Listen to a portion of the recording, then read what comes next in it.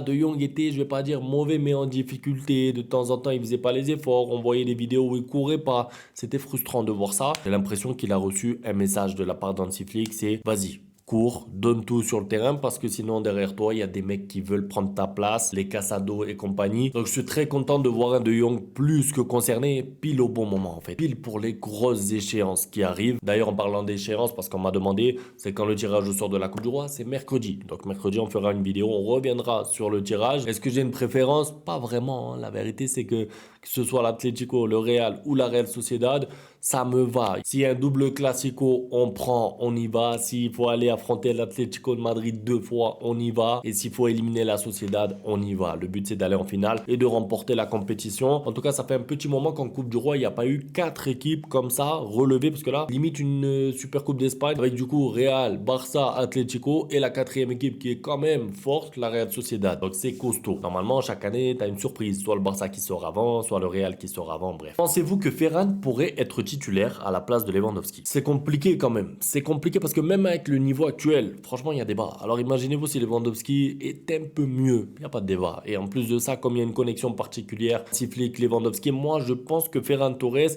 est parfait dans ce rôle-là. Est parfait dans ce rôle de remplaçant juste derrière Lewandowski qui va jouer quand même 15-20 matchs dans la saison. Normalement, hein, s'il ne se blesse pas parce que Lewandowski, bon, il peut pas enchaîner les matchs non plus. Ça veut dire que même si, admettons, Lewandowski était à son top niveau, on peut pas compter sur Lewandowski tous les 3 jours. Là, par exemple, si Lewandowski avait joué hier, tu peux pas le mettre déjà titulaire contre Séville dans 2 jours. Pour une raison simple, c'est le physique, l'âge notamment, la répétition des matchs, c'est difficile. Donc pour moi, c'est important d'avoir les deux. Pour moi, c'est important d'avoir les deux en ce moment. Après, si Ferran Torres continue comme ça, tous les matchs, régularité, on commencera réellement à remettre en cause la méritocratie instaurée par Flick, jusqu'à où et pour quel joueur elle s'applique. Tu crois qu'on pourra garder ce rythme cette fois-ci pour espérer d'autres trophées? Je pense que oui. Je pense honnêtement que le Barça peut faire une grosse série parce que les joueurs sont en forme, il y a de la confiance mentale aussi, il y a de la rotation. En fait, c'est ça qui m'intéresse, c'est que la rotation fonctionne bien. Parce que regardez, De Jong, Ferran Torres, vous les mettez à la base, c'est des remplaçants, même si De Jong, vous allez me dire, non, mais c'était un titulaire il y a 2 ans, l'année dernière. Je parle de cette année. De Jong, Ferran Torres qui performe, Hector Fort aussi, Baldé qui progresse, pas de blessés. En fait, je vois pas pourquoi le Barça commencerait à chuter. Maintenant, attention,